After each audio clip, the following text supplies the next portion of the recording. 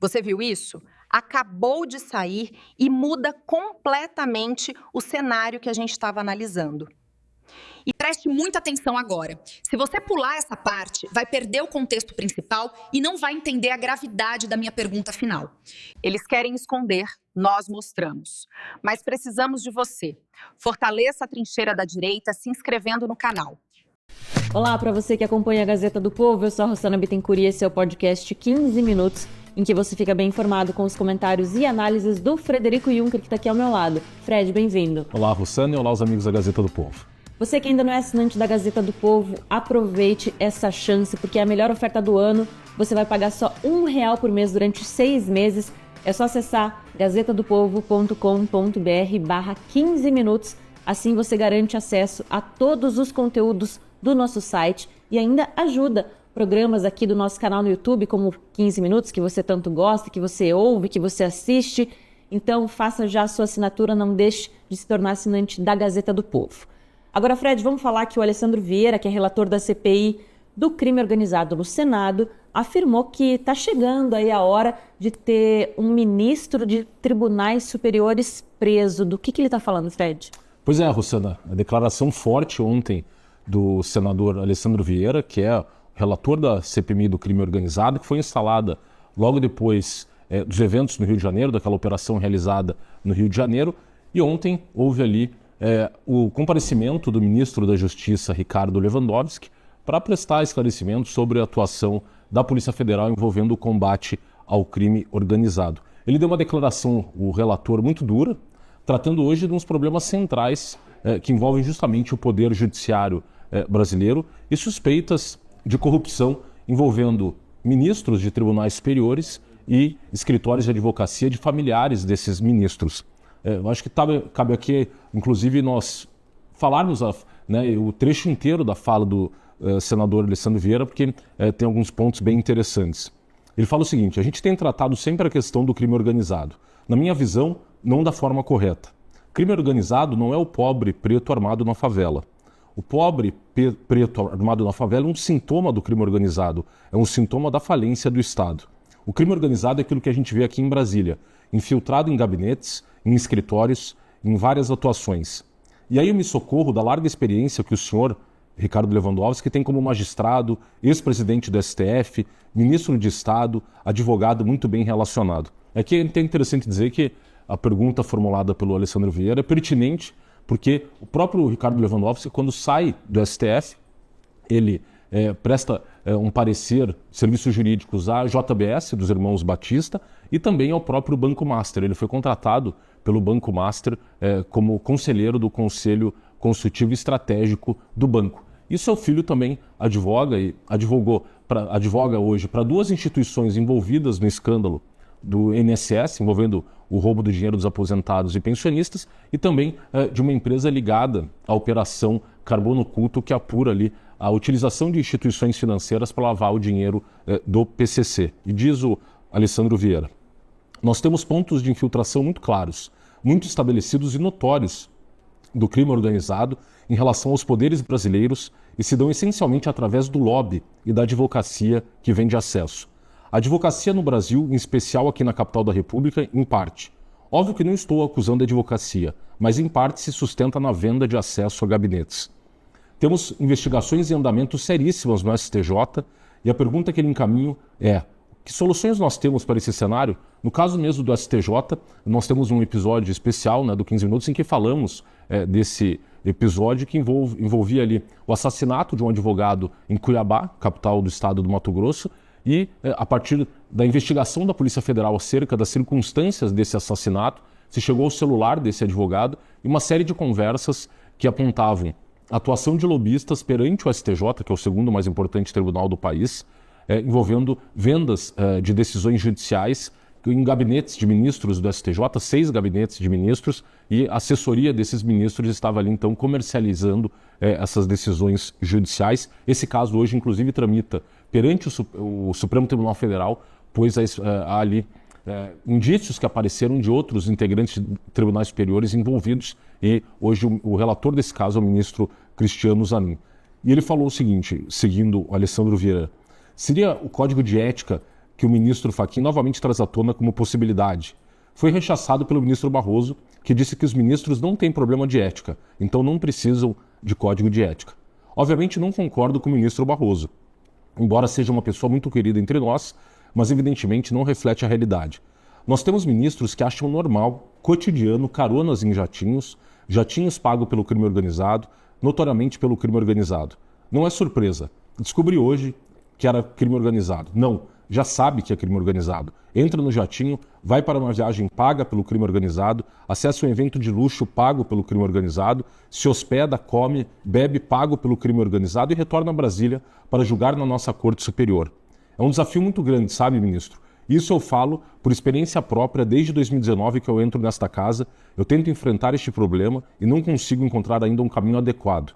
Mas gostaria de ouvir Vossa Excelência se existe esse caminho e que caminho nós podemos seguir para reduzir essa infiltração nos poderes. E eu usei o exemplo, evidentemente, da Suprema Corte, mas poderia usar do Senado da República, onde nós temos campanhas financiadas pelo crime organizado, na Câmara dos Deputados, da mesma forma, nas Assembleias Legislativas.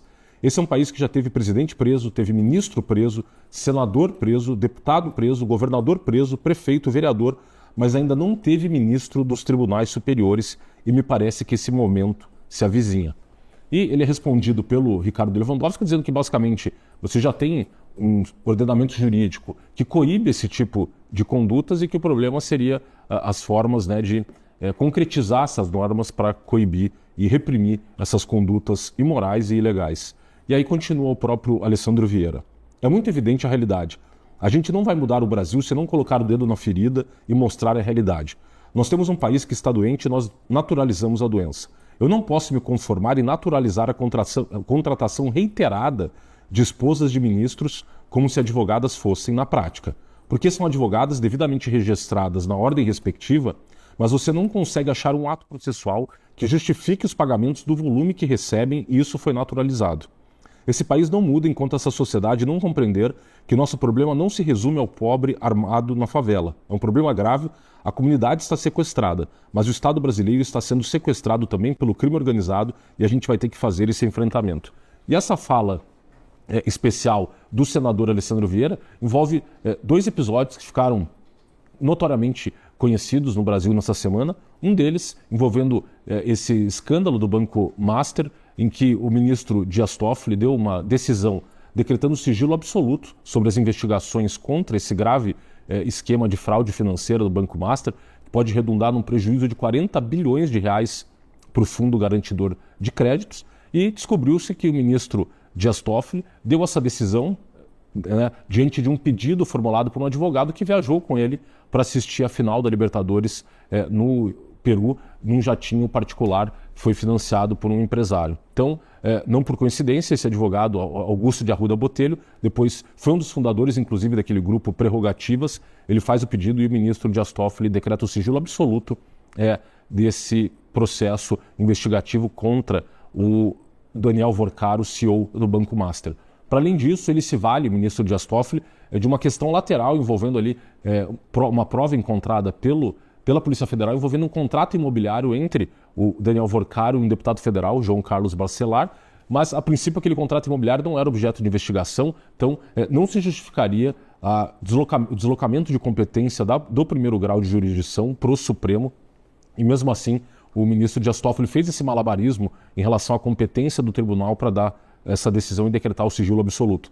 Mas para além disso, a própria esposa do ministro Alexandre de Moraes foi contratada pelo Banco Master, num contrato que também veio a público nessa semana, um contrato de 129 milhões de reais, e que, inclusive, grandes bancas de advocacia de São Paulo e do Rio de Janeiro falam do estranhamento de um contrato com tal volume. Até porque o contrato não tinha um objeto definido em relação a qual seria o serviço jurídico prestado ao Banco Master, e na única ação que se tem conhecimento de que a esposa do ministro Alexandre de Moraes atuou no caso, descobriu-se que essa ação era uma ação criminal contra um empresário que estava justamente denunciando as fraudes financeiras praticadas pelo Banco Master. Ela promoveu uma ação de calúnia em nome do banco contra esse empresário. Essa ação acabou sendo rejeitada em primeiro e segundo graus e, até onde se tem notícia, esse é o único serviço até agora comprovado em que o escritório da esposa do ministro prestou serviços a esse banco.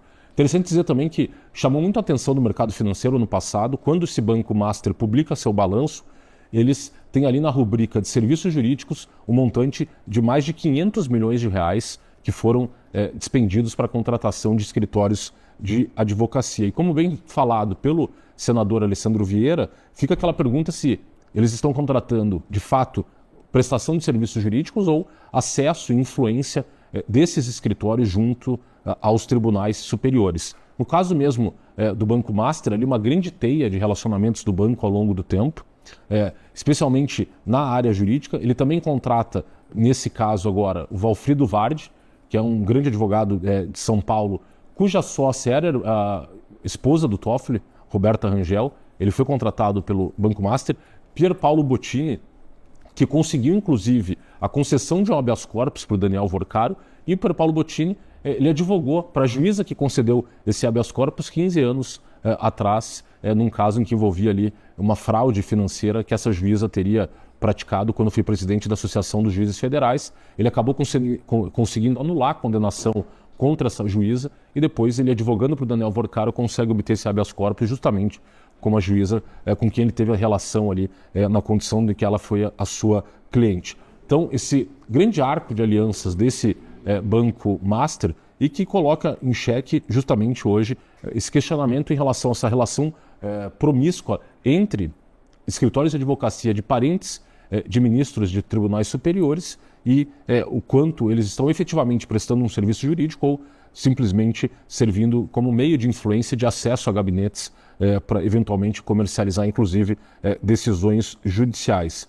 O próprio caso do Banco Master traz ainda algumas outras questões, como eventos que esse banco vinha financiando, esses eventos contaram com a participação de integrantes de tribunais superiores. Um deles, inclusive, foi realizado em Londres e contou com uma palestra do Dias Toffoli. O evento de encerramento contou com a participação do Gilmar Mendes, Alexandre de Moraes, do próprio ministro Lewandowski e o presidente do Senado, Davi Alcolumbre. Então, você vê, inclusive, diante dessa questão toda e dessa relação promíscua hoje entre esses escritórios e integrantes de tribunais superiores, o presidente atual do STF, ministro Luiz Edson Fachin, propôs a criação de um código de conduta para a atuação desses juízes.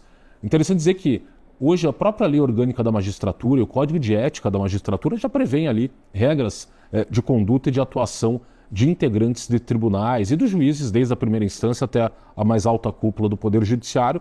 E, como se diz, o problema não é a existência dessa legislação, mas que ela seja cumprida. E, segundo notícias, os ministros do STF ficaram extremamente incomodados e contrariados com essa proposta feita pelo Luiz Edson Fachin dessa criação de um código de conduta nos mesmos moldes de um código existente em relação ao Tribunal Constitucional Alemão, a Corte Constitucional Alemã. Interessante dizer que, dentre uma das obrigações desse código de conduta na Alemanha, está a publicidade aos eventuais recursos que esses juízes da Corte Constitucional Alemã recebam de eventuais palestras, publicação de livros, aulas que eles deem. Eu tive até a curiosidade de entrar na publicação desses dados referentes ao ano de 2024, e você vê aqui, por exemplo, o presidente da Corte Constitucional recebeu 5 mil euros em 2024, considerando palestras que ele deu e aulas e venda de livros. Outro juiz aqui, 100 euros, 7 mil euros, para comparar em termos do contrato da própria esposa do ministro Alexandre de Moraes, são 23 milhões de dólares nesse contrato, 129 milhões de reais. É interessante dizer que a própria Transparência Internacional do Brasil fez uma publicação dizendo o seguinte, em relação ao contrato do ministro Alexandre de Moraes e da esposa dele com o Banco Master. 129 milhões de reais é o valor do contrato da esposa do ministro com o Banco Master. O sistema de justiça brasileiro está virando um grande Gilmar Palusa. E o próprio advogado do Trump, Martin Luca, fez uma publicação questionando isso. Falou assim, olha, o escândalo de fraude e corrupção mais extraordinário está se desenrolando no Brasil, neste momento, envolvendo o Banco Master. E causa estranheza essa contratação da esposa do ministro Alexandre de Moraes, justamente no momento em que se questiona a blindagem ao Banco Master, considerando essa relação que essas relações que o banco construiu ao longo do tempo. É isso então, né? Você já sabe que análise desse tipo só aqui na Gazeta do Povo. Se você ainda não é assinante, faça já a sua assinatura pagando apenas R$1 por mês durante 6 meses. É só acessar gazetadopovo.com.br/15 minutos. Fred, obrigado por mais uma participação aqui. Valeu, obrigado. Agradeço também a sua companhia. O episódio de hoje fica por aqui. A gente espera vocês, claro, na próxima edição. Tchau! Olá, eu sou a Rossana Bittencourt da Gazeta do Povo. Espero que você tenha gostado do vídeo. Aqui na tela você pode clicar em outras opções para continuar acompanhando nossas análises e comentários. E não esqueça, assinando a Gazeta do Povo, você apoia o jornalismo independente, garante acesso a conteúdos exclusivos e fortalece nosso trabalho aqui no YouTube. Muito obrigada! Agora responda aqui embaixo o que você achou sobre tudo isso. Vou ler e responder a todos. Até a próxima!